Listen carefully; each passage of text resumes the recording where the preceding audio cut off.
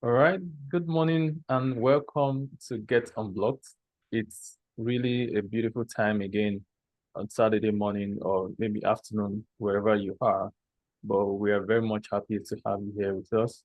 And, over the past 5 weeks, we've had wonderful time discussing one thing or the other about career in tech, how to get started, how to get promoted, how to, how to beat the Canadian experience challenges and whatever ordeal you're really facing in your career. So if you've been with us from day one, we're really glad and appreciative of your time and participation. And if today's your first time, well, you're welcome. And we're very sure that today is even going to be very much, wonderful.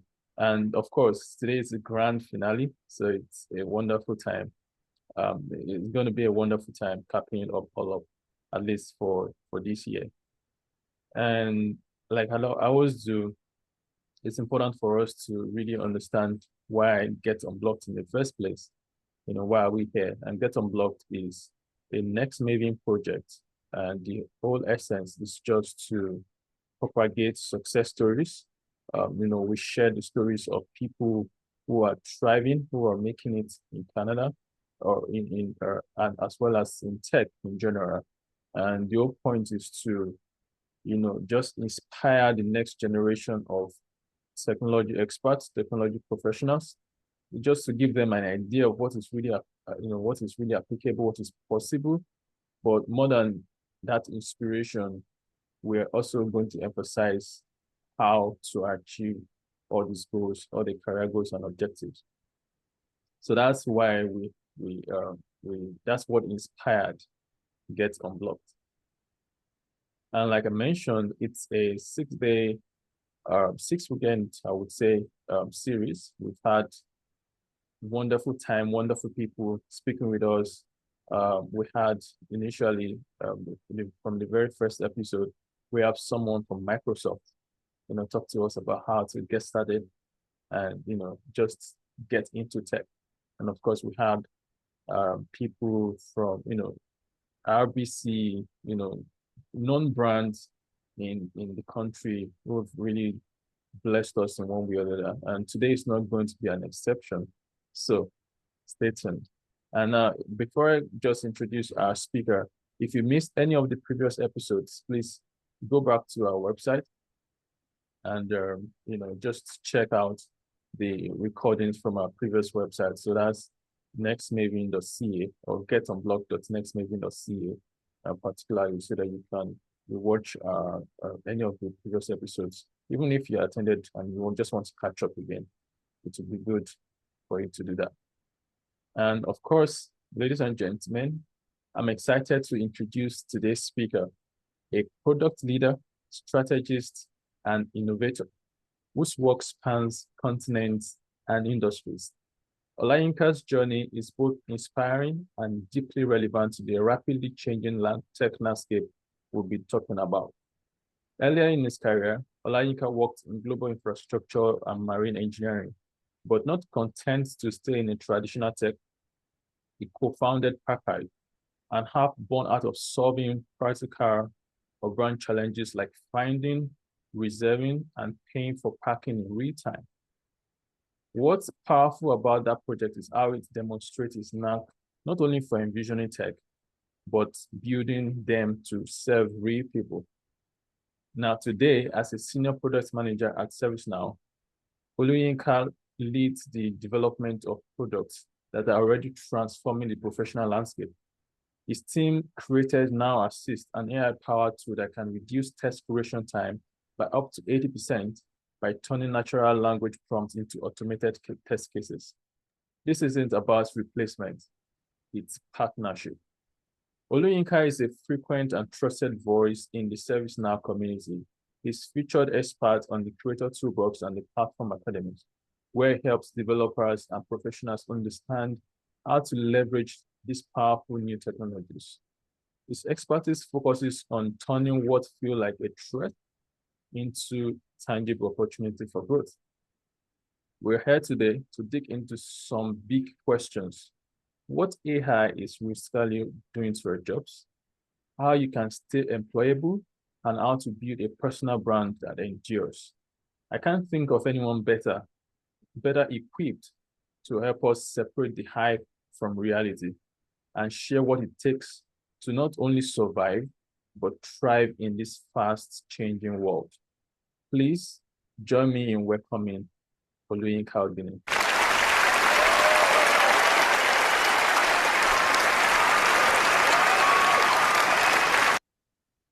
That was good. I don't think I could have written it any better than that. Thank you, Taiwo. Sure, sure. We're really glad to have you and very privileged to be speaking with you today.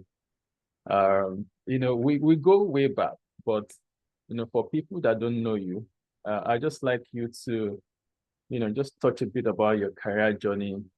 What exactly drew you into tech and how did you get into product management specifically? Because, like I know we didn't start in tech anyway, not this kind of tech. Yes. So let's just start from there. Okay, all right. So historically I've been known to say things in short words, but I'll try and take my time and let you guys know what. Anyway, to answer Taiwo's question, I think the passion for tech has always been there, and yeah, Taiwo and I were, just for folks that don't know, we were classmates back in Unilag, and we have been like very close to, or we've always been passionate about trying to get into tech way back since the Unilag days. But personally, coming from an individual angle, I've always wanted to be in tech. And my background was always something that has always drawn me to tech. Back then in school, when we had projects, when I say back then in school, I was like undergrad. When we had projects, I would be one of the ones that would want to actually use interesting programming language to actually get it done or get it sorted. So I've always had that passion in it. So due to the limitation of the Nigerian job market, you have to, what's it called? Take what you have then. So after finishing my BAC, I got started a job that was actually similar to my, what's it called, my undergrad, and that was in line with my undergrad. So I went into survey. From survey, my passion for tech continued to actually like gradually come up, in the sense that even while I was working full time, I would always try and work on projects. I would always try and work on something I was interested in, like trying to solve a problem. So I've always been a problem solver from the onset. So I think one thing that's actually very similar to most folks in tech, or people I work with, or people I know, it's this passion to see a problem and try and solve it. Even if there's no problem there, they would try and solve something. They're always trying to find a solution. So if you have that kind of passion, if you have that kind of curiosity, that means tech is where you should be, or tech is one of the fields you should be, or a STEM program. So to continue my story, I worked in survey, then eventually moved on to marine and offshore, which further made me become very practical and very hands-on, because I spent 4 years in marine, and most of the things I do was actually to set up transmission devices on vessels or on ships and the like. So for you to do that, you have to be very technical, or kind of technical, and also know a bit of around what you want to do. So during my 4 years there, as a usual person doesn't that is always looking for more to do, I was looking at, okay, what's the next thing I can actually do, or what can I solve. Then one day I was on my time of I was in Lagos, so I was driving around, I was trying to get something in Computer Village, and I found myself driving around the same spot trying to look for a place to park, and I'm like, there should actually be a way to actually find parking prior to getting to your destination. So that was what came up. That was the what's it called, the problem that actually came, that helped me get the idea of trying to help people find a car park. So the while I was still working, I was working with my team on a part-time basis to ensure that we were able to put out the product. So in 20, I think I would say 2021, I think 2022, mid of 2022 during COVID, we were eventually able to have a shippable or a product we can actually put in production, and we can actually put in the market. So we all know this was this was the middle of COVID year, so we had to wait till like September when people were back in their jobs or back outside to eventually launch this product. So we had this product launched. We partnered with a couple of car parks. We even spoke with the likes of if you know the folks that are responsible for parking at one of these malls in Ikeja, we partnered with some of them. The plan was to help folks find a place to park. We partnered with folks on the island as well. Well, it was an interesting project, and the next phase And I was know I remember you told me, and sorry for interjecting. I remember you told me yeah, at the good. time that you also, were in communication with the Lagos, Yeah, Lagos yeah. State I was about to get government. to that. I was Yeah, about to get to that. So we before I get to that, we one of the things we saw was like, okay, we have been able to get a strategy for the private what they call the private parking folks, private parking companies.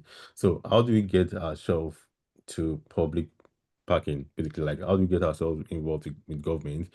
So we thought about okay, we I think one of the things we saw was to understand how the roads in Lagos were divided.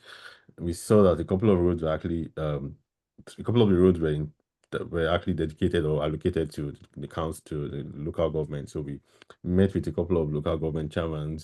A couple of them saw our vision. They liked it, but I think there was this obstacle. Like it has to go through the state. The state has to sign off, right? So met with the commission of what's it called? Transportation. I think then when we went to Commission of Transportation, it was like, oh, Lagos City starting a new parking agency and he would be the right person to talk to. We eventually had a meeting with Lagos State Parking Agency. Anyway, the outcome of that is a discussion for another day. So while all this was happening, I saw that okay, I think I've always been a bigger picture kind of person. I'm like, okay, this is good. We've been able to make some moves or some we've been able to do some things in Lagos. We've been able to do something because we're also trying to expand to other states.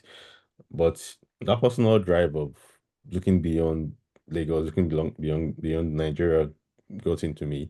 I was like, I think I want to learn how to start a global company, a company that actually goes beyond just Lagos, beyond Nigeria, that actually has a base in the US. And you all know US or the North American economy has enough disposable income. So yeah. you want to come learn in the best place where you know that okay, you need to understand the people here, you need to understand the market here. And how do you do that? You need to actually move to the place. So I felt like, okay, what's the best way to come to the US without thinking of or without spending so much?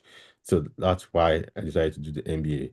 Now, that's the first reason I gave was one of the reasons. The second reason was I wanted to also network with folks that I can actually reach out to later in my career to say, okay, this is what I'm planning to do. Do you want support or do you want help? Do you want to come join me? Something like that. And I also wanted to do my program in a city that is known to actually support startups or supporting entrepreneurs. So it was either San Francisco or New York. So I ended up with New York. I I I went to NYU Stanford for my MBA program, wrapped up. Once I was done, I was able to get a job at ServiceNow, and while I was doing my startup, I have like as the CEO, as the founder, most CEOs are basically product managers. So like product managers are the head of the company. So I was handling all product related activities during my startup. So it felt like the right thing to do or the right function to go to. So immediately I was on my MBA, got a job at ServiceNow as a product manager, and for the past, I think I celebrated my 2 years about 2 months back or so, or 3 months back. It's been an interesting journey. It's been an eye-opening experience. And one of the goals that I wanted to achieve was to understand how global businesses are built, and I've been able to actually get all those, or still getting some of that, and also get the network while I'm here at Service now. Wow. Wow, that's such an impressive journey, and congratulations on your anniversary. Thank you. And, Thank and of course, I think more importantly is the lesson now that you're building, the lesson you're learning along the way. Yeah. getting to understand how products are built at at the large scale, at the global scale, and also networking with people with the right mind, with the right resources, so that by the time you're about to ready to launch again, you have the right, support, so to say, Yeah. to Yeah. It's ensure very that important. yeah. So thanks for sharing all of that. But then looking back, what helped you stay relevant and stand out in a fast changing field, which is tech? We talked about coming from survey into marine engineering into running a startup, even though it's part time, and now in Silicon Valley. What exactly has it been? Was it, if you were going to pinpoint something, what has it? What is that thing that helped you to navigate all this changing terrain? Okay. Good question. So if I was to put a framework to that, I'll just put a three bullet to that. I think first one is always been curious. Like that curiosity has always been there. I've always been curious about how things work, how they work, why they work, mm, what they should work with. You understand? So that has always been there for me. And I think the second one is that drive that okay, I don't have to settle, right? When I say settle, like if you're in a place and you're getting tired of what you're doing, I think the next thing is to actually look for how you can get to the next place that it would prove to be challenging and also you'd enjoy it at the same time. And I think the third one is the fact that you always have to continue learning. Like on daily basis, I'm always reading research paper, reading an article, trying to see what's available out there to understand what's changing the like you said the temperature is like the way things are moving right now. It's unimaginable if you look back to let's just say 2 years ago or the end of 2023, you wouldn't believe what we will be able to achieve in 2 years or so.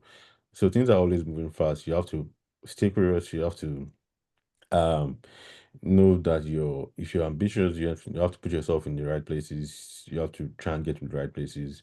You have to also keep learning. So those three things are the things that have always been like a framework to me or something I live by, basically.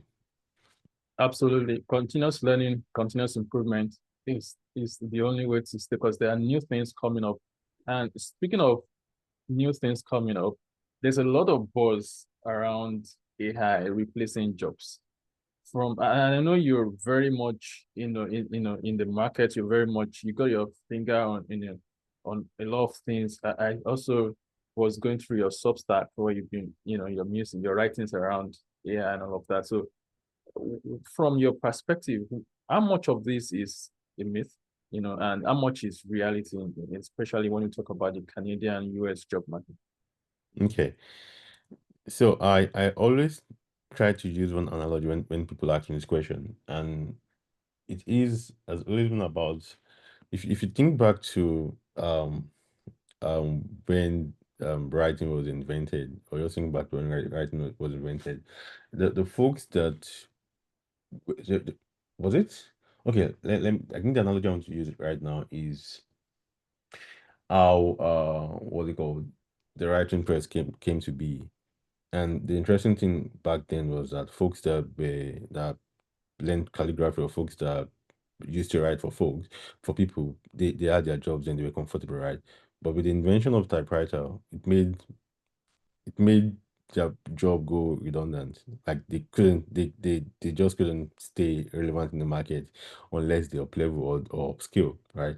So that's one analogy I keep using. And if you look at the number of people that were using calligraphy then, or that knew calligraphy, and compare them to the number of folks that were very good at using the typewriter, it's you can the number is just very slim. It's like the folks using calligraphy were like maybe 1% of the folks that started using typewriter, or the number of people the typewriter actually upskill or get a job.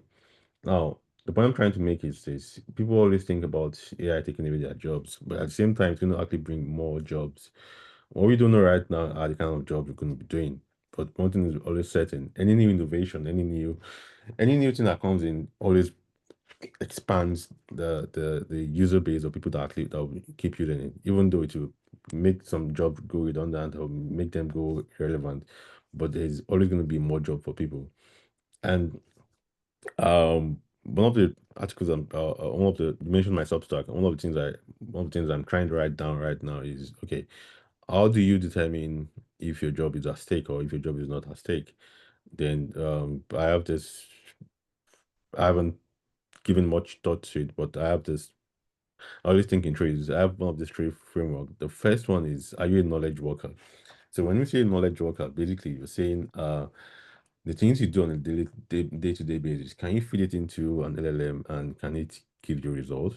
Can it tell you what you should do, or can it act like can it take away what you do or how relevant you are in the field when they feed what you consume or what you know into an LLM? That's one. And the second one is the human interaction in your day-to-day job. Can an LLM do what you're doing? Like, can an LLM be trained to actually do or replace you? Can that be done? And the third one is scale.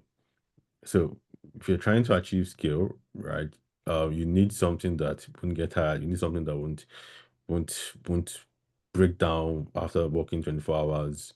So those three things, if you can actually rank yourself in a manner where you see that all these things are, for example, for knowledge worker, if you're ranking yourself from 0 to 10, 10 being that, oh, they can actually feed all your work into an LLM and you can actually generate results, and zero being that, okay, they can feed it, but it won't give you the kind of results you're expecting. So if you have those kind of rank, you see where you belong and you know that, okay, maybe your job is at stake and you need to start learning how to use AI to make your work more productive or more faster. So those are the things you have to start looking at. And as far as I'm concerned, people have always said product management is one of those jobs that might be growing, but I don't think so. People still want to make money, and as a PM, what we do is to help folks with ideas actually do make money. So we think about how do we go to market. But before we think about how do we go to market, we also need to think about, okay, what does the market need? So not as much as the market will still need a product, they'll still need something for to be built. There's always going to be a PM. There's always going to be a product manager. Um, so that's that. I think one of the interesting things is that the tools we're going to be using will actually change. Our work will be faster. We'll be able to achieve more in less. Like, for example, it used to take a long time to actually do a market research. Right now, you can, with deep research, you can put in the what you're interested in, what the research you're trying to do, put it Yeah, into the prompts. prompt, yeah. Select deep research and wait for a result, and you get all this doc. So it used to take a long time for us to get market research. Right now, market research can be gotten within 10 to 15 minutes, and you're good. And that can be a basis for what you're trying to build. So I think people need to understand, people need to learn how to actually optimize the use of LLMs. Personally, I've got my own local LLM for things I don't want to expose to the network.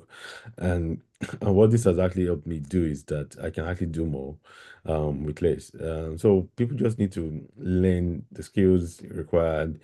People need to understand, okay, if I feed something into an LLM, how do I proofread? How do I understand, know that, or check that the result I'm getting is accurate, or how do I um change the context, basically? So context engineering. So instead of using prompt engineering, you're using context engineering, basically giving the LLM all the context it needs to know, so it can actually give you a better output or a better result.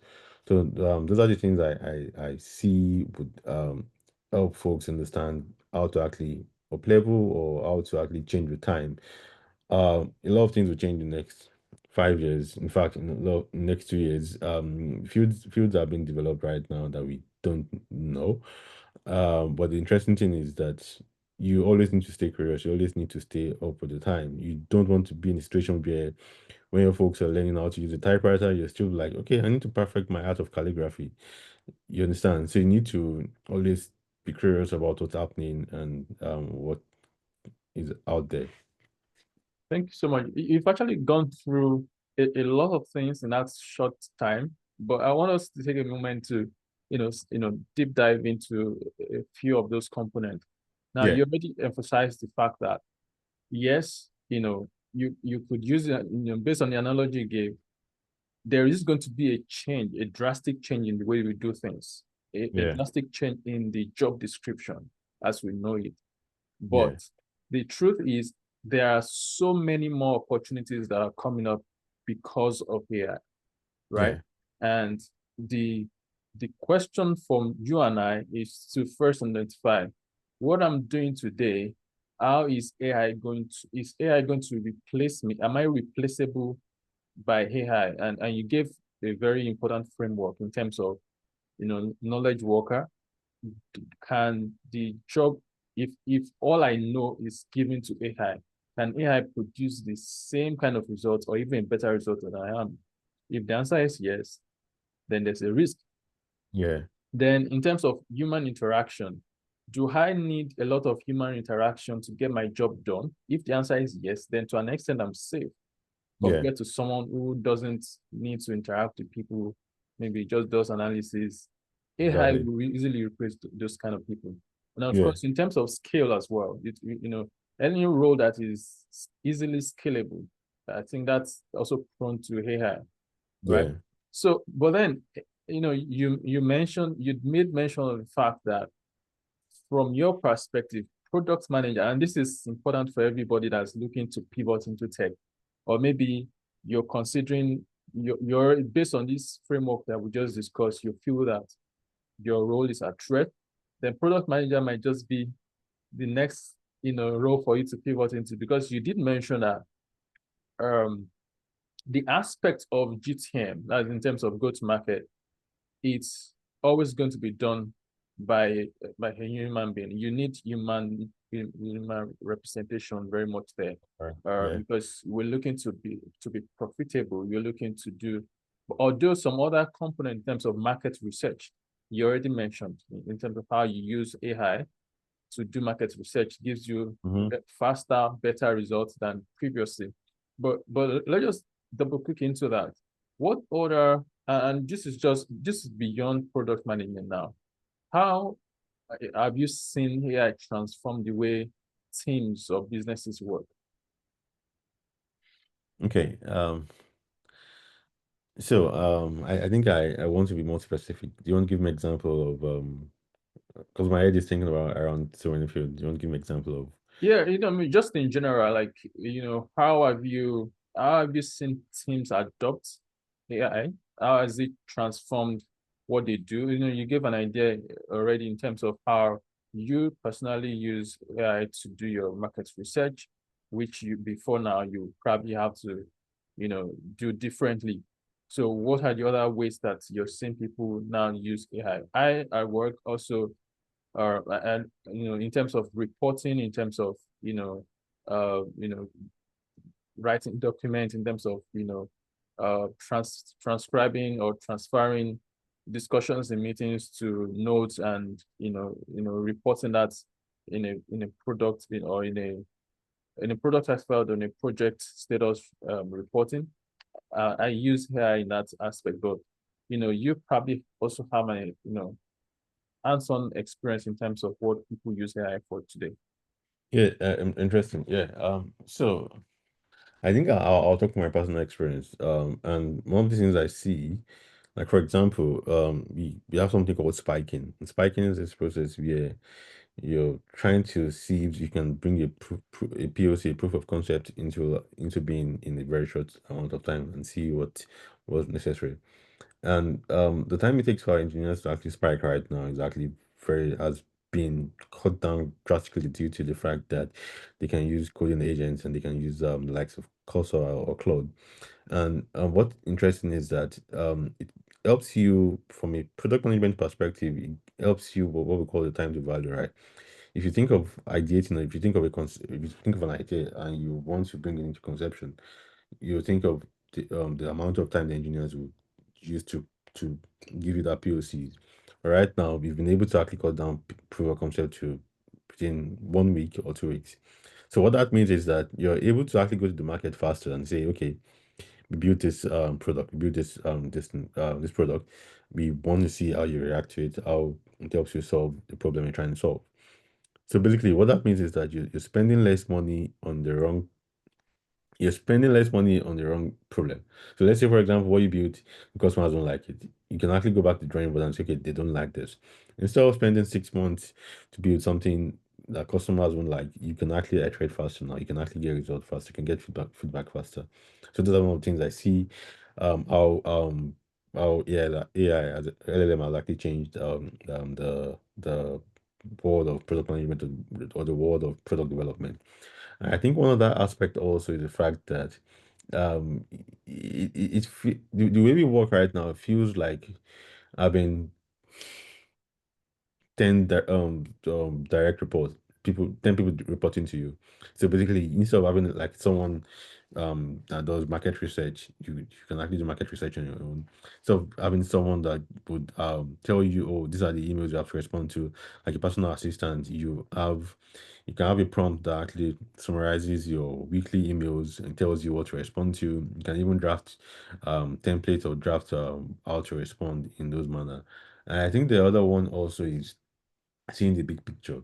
Now, think of a situation where you have a support team. Now, support teams get a lot of complaints, a lot of feedbacks, and if you are not able to derive a pattern from what your support team is reporting or what is coming through your support, you would miss a lot of things customers are actually complaining about. You wouldn't be able to see the big picture. Yes, there are ways to actually do this prior to having LLM do analysis for you, but it just makes it a lot easier, makes it a lot faster. Get you can recognize a pattern within a short amount of time, and those things are very powerful. And when you think of applying LLM like this in your day-to-day activity or your day-to-day life, you get more productive, you get more work done. So those are this the closest thing that I can actually give as an example to your question. Those are actually great examples because people have this mindset, especially some people outside of tech. They Yeah, feel AI is a threat. And of course, to an extent, you could understand why they feel so. But from what you're saying and from what I've seen as well, AI is actually a partner, like a tool for to improve your work, to get you done faster, to get you yeah, better results, something you could actually leverage to improve performance and productivity, right? yeah. And I think that is where we just need to emphasize for everyone, who's thinking about tech and who's thinking about AI in general, rather than take a defensive position to say, oh, I need to we need to fight AI. It's actually not something to fight. It's Yeah. something to embrace. It's a new technology to embrace and more importantly, begin to optimize for. So for my next question, what are the skills that are becoming non-negotiable for professionals who want to thrive in the age of AI? Okay. When it comes to skills, I think I have to go back to those three things I mentioned. And when you say something is evergreen, those three framework or those 3 points I mentioned are evergreen. Regardless of the profession you are, regardless of what you do on a daily basis, there are three things that you need. Um, they're transferable. You can actually use them anywhere. And it's the fact that for you to be the best at your job, you need to be always curious. You need to want to actually know the source or the reason behind something changing, something acting the way it is, right? So you need to be always curious. It feels like I'm repeating the same thing, but it's the I would say it's the founding block of any high performing person. Yeah. Like you need to also be continuously trying to learn what's happening in your field. And if you're the kind of person that doesn't want to continue your field, look for the thing you're passionate about. Look for the thing that they don't pay you to do, right? I'm not saying all passion can lead to economic security, not that. But there's some passion that actually can help you make money. So if let's say for example you used to I'm gonna use a very strange you used to be an office administrator, right?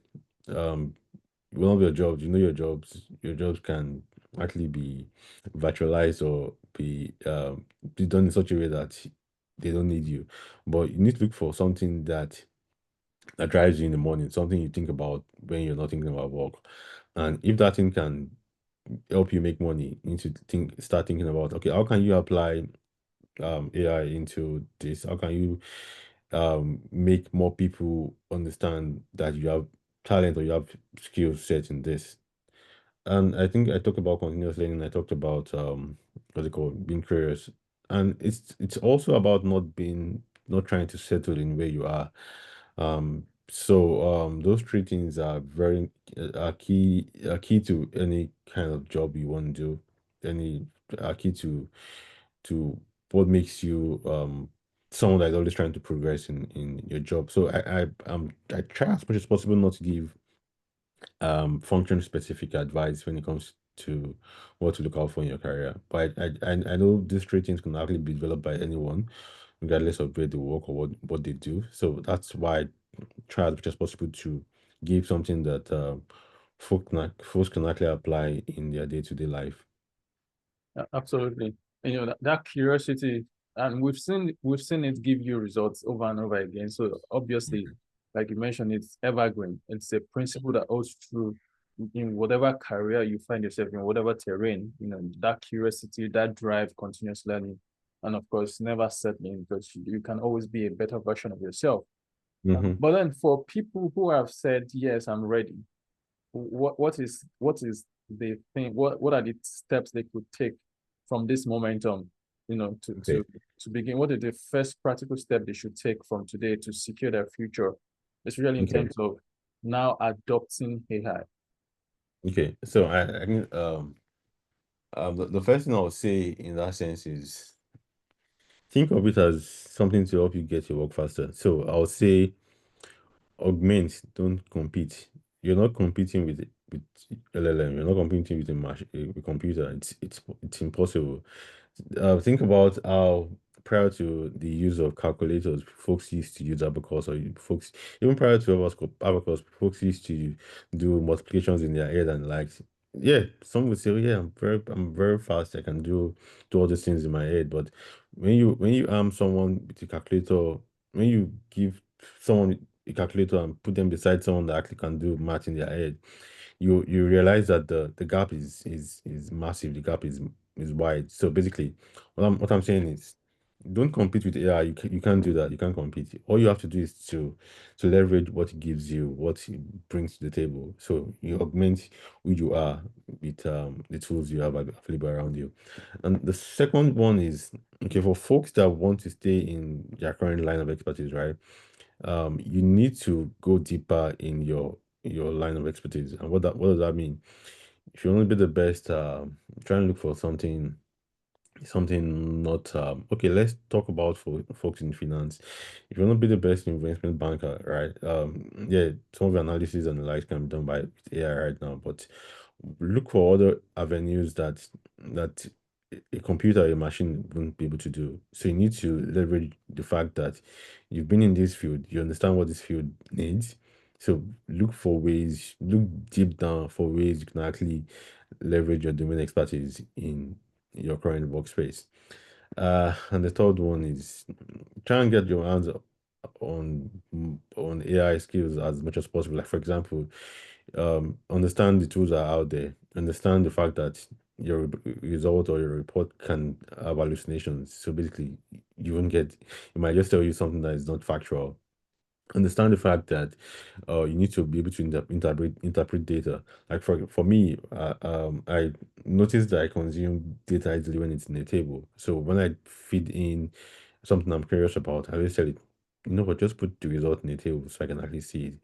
So understand what works for you. Understand how to consume report as quick as possible, because when you can generate a report, a 15-page report within 5 minutes, the next skill set you need to develop is how to assimilate, how to consume this report, how to consume this data. AI won't store it for you and tell you when you need it. You need to be able to extract what you need from the report and use it when applicable. So basically, data interpretation is very important. Um, in connection with also developing AI skills, you also need to understand human AI collaboration. So, how do you manage the tools you use properly? How do you make it work best for you? I think one last thing is, so I mentioned three things, right? Augment, don't compete, leverage your domain expertise, and also develop adjacent AI skills. Yeah, I think those are all the three things I would tell anyone to do right now. Absolutely. And I have a couple more questions before I'll let you go. But just want to remind our audience, if you have any questions that are particular to, what you're trying to do, how you're feeling about AI, or what you've been wondering about AI, you could also use the chat. You just put your questions in the chat, and then our speaker will be able to, tackle that directly. So we just have a few more minutes to go. If you have any questions, please put it in the chat. So Yinka, my next question is really, specifically or just from hands-on experience, because you did mention something really important. I don't know how many people got it, but it was an eye-opener for me, and it's something I've been doing as well in terms of moving from prompt engineering to context engineering, right? As far as using AI is concerned. Of course, I've seen better results myself when I say, just suggest 5 ideas, 5 holiday ideas, compared to when I say I'm going for my honeymoon. I have 3 days to, to just 3 days to spend, and this is my budget. I prefer a location that is in this particular part of the world. Yeah, Suggest, 5 ideas. yeah. So do you want to just double click into that and let people understand, and let's do in such a way that people who are not using AI today will still get a gist of it. Yeah, I was gonna make a joke about, are you trying to get married again? Yeah. Come Anyway, up with.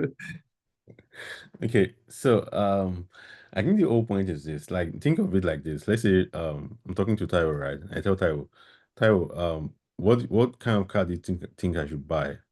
Taiwo might give random answers, right? Taiwo doesn't have the entire context. But if you tell Taiwo that, okay, I just gave birth to triplets, that's one. I commute like um I commute like 30 minutes a day to my workplace, and I also have to drop my kids at the daycare. And occasionally, I don't like to go to the gas station. So I like to just I don't like going to the gas station. So think of those things I just said. Those are me giving Taiwo more information to actually work with. So that's the whole point of context engineering. So you're giving the other person on the other end something to work with. You're giving them more data set. It's just like, I'm going to go back to what we call quadratic equation or polynomial equation, in the sense that you have so many variables that you need to find the results of the variables, compared to me just saying x is equals to b. It doesn't give me much to work with. So context engineering is ensuring that whoever you're talking to, regardless of whether it's human or whether it's an LLM, they have enough context to actually help you use those data points to give you a result. So you're trying to ensure that you have enough variable. You're trying to you're considering all angles, or you're considering most angles, or most relevant angles, before you get a result. So basically, instead of saying, oh, like I was said, I want to travel. Taiwo actually said, oh, I want to go on an honeymoon, and I need this and that and that. So it gives you responses based on those variables, and it helps you, and it gives you a better result because it knows some of the things you're considering. So always think of it as the way you talk to an human person when you're trying to extract, or when you're trying to get advice. Because for you to talk to someone human, you need to tell them everything they need to know about the situation you're talking about. So that's how I see it. Brilliant, brilliant. And just also how we're debugging it, when it comes to, you know, the use of AI. Some people assume that AI knows it all, Yeah, but the truth is AI is just a machine that learns based on, information you give to it.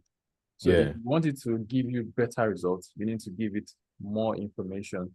And the more information, which is context, the better or more specific the advice or result it gives to you, and you're able to even get your job done better. Yeah. And thank you very much for your response there. The final question is, just in general, what's your advice? What's your, based on your reflections and how things are done in Silicon Valley, in big tech in general, how you've come, and in terms of where you're going to, what's your advice to anyone looking to pivot into tech, and even people in tech already who are looking to, who are targeting their next phase, looking to really become thought leaders or essentially thrive in their career. Okay. I think the first thing I'll say is basically understanding the fear in that we might lose our jobs, right? Yeah, you have to understand that fear first. And something you understand is something you can actually tackle. When you understand it, understanding the fear means that, okay, for businesses to actually make money, they need people to work. They need people to pay for their services. Think of a world where everyone is laid off, and how are we going to pay for Netflix? How are we going to pay for the services we use? How are we going to pay for groceries? People have been talking about universal basic income and all those. But I don't think it's yeah, folks might have UBI. Think of next 5 years. This is for for developed economies. Folks might have UBI, but eventually businesses still want to make money. They still need people to actually work so they can pay for services. So when you understand that particular fear, it's the first stage into eliminating the fear itself. That's one. So the point is, yes, some jobs might be irrelevant in this point you're going to, right? But the point is you need to understand, okay, if I'm curious about what's happening, if I'm learning about the new technologies, if I'm applying myself into what I'm interested in, eventually I'm going to find a place I can fit myself in. I'm going to find a place I can actually use some of the skill set I've been developing, or some of the things that come easy to me. So when you understand those, you can eventually then see the field that is proper for you. If some fields are developing right now. I've seen some things like me. One of the things I used to see was what's it called? Something ridiculous, prompt engineer, and that's not something people should prepare for. It's not. Tools will be able to actually give you proper prompt based on context. So that's not a job, but we all still being getting right now. But what's still very important is the fact that you need to always stay curious. You need to understand what's going around you. You need to always keep learning. So those are the two things I'm going to say. I'm going to give to you. As long as you're ambitious, as long as you're trying to actually create a better economic security for yourself, right? You need to keep being curious. You need to keep learning what's happening out there. And you just be surprised that you find something you can actually do based on your current field or based on your current experience. Something you can actually transfer your skills to, and you'll be happy. But we all don't know what's going to happen right now. I've not seen any job posting that is based off of the new skill set we have. We're still trying to understand what's happening. So we don't have answers. No one has the answers. Even the CEOs that are investing billions of dollars in companies right now, they don't have the answers. So just understand the fear and you'll be fine. Absolutely. And you did it in the nail on the head when you said that nobody actually knows how all of this is going to, unravel. We are all in a transition. And the truth is, the owners, the people who have a higher stake at the end of the transition, but when everything settles, are people who are riding the tide right now. That's Yeah, the first adopters. And you yeah, can be one today. You can, if you're listening to us, you can be one of the early adopters by embracing tech, embracing AI rather than seeing it as the enemy. Okay, begin to incorporate AI into what you do.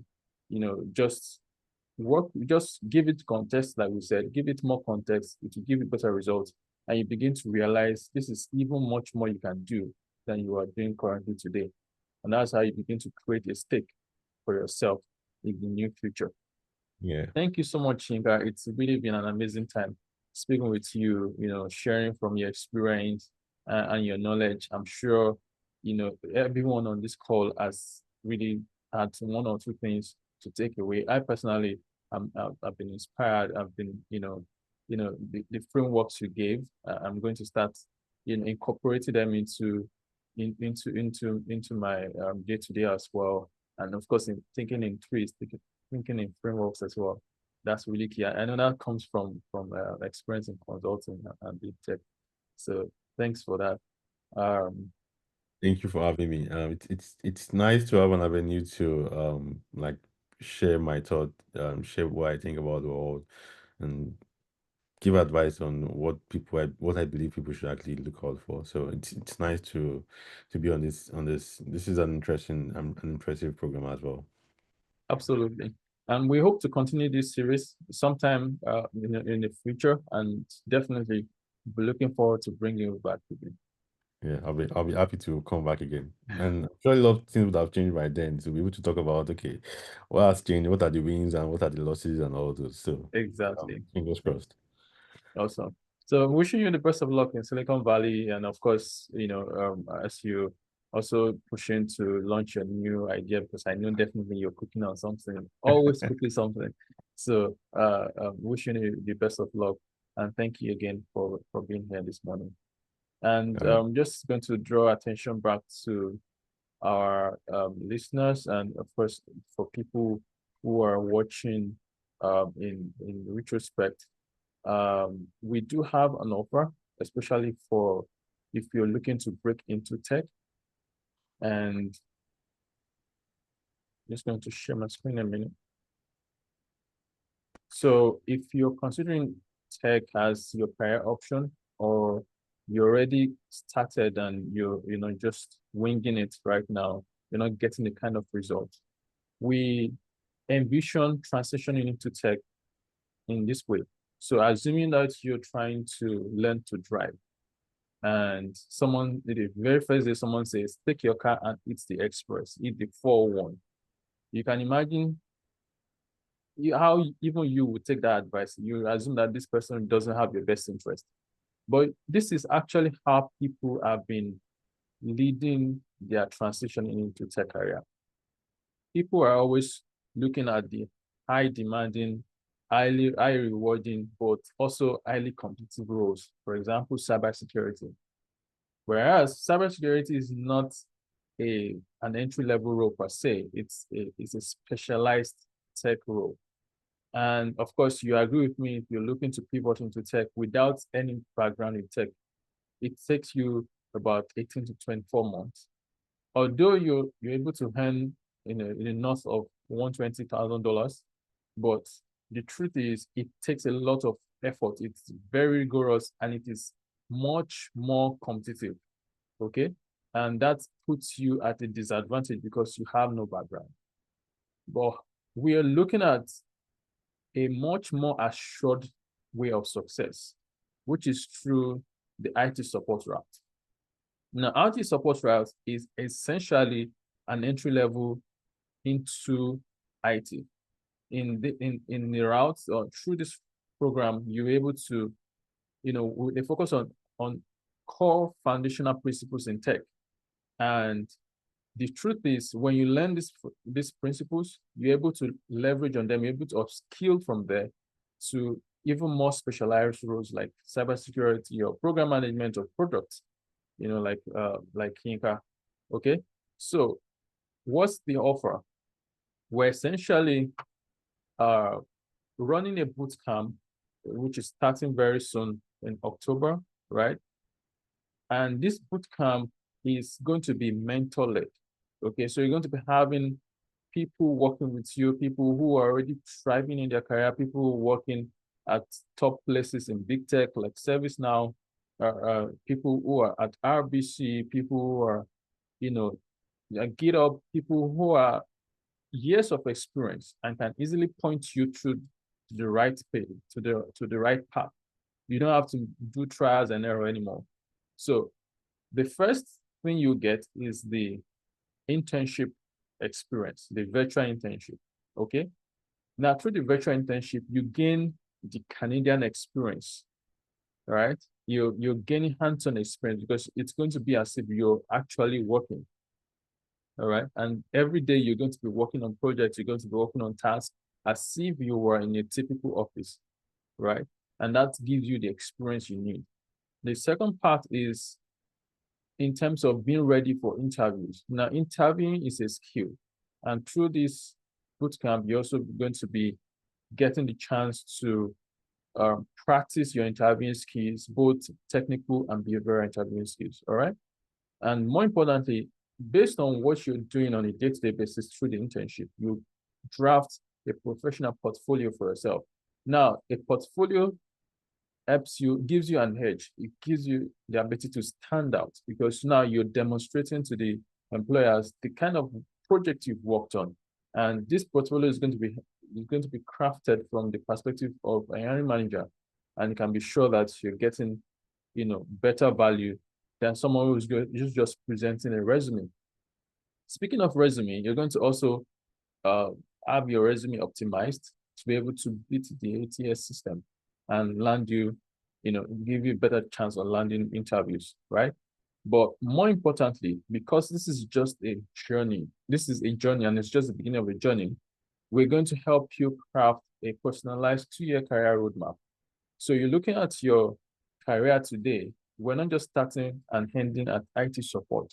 How do you grow from IT support? Where should you be what should be your target in the next 1 year, and how do you get there? What should be your target in 2 years from now, and how do you get there? Okay, what are the milestones you need to hit? So those are things that you would also benefit from attending the bootcamp. And of course, you are now part of a network of mentors and coaches who are actually looking forward to seeing you succeed and able to help you achieve that success. Okay. So if this sounds like something you would like to pursue or you want to learn more, you can use the link in the chat or book an appointment, book a consultation with any of our coaches, right? It's going to be a free consultation.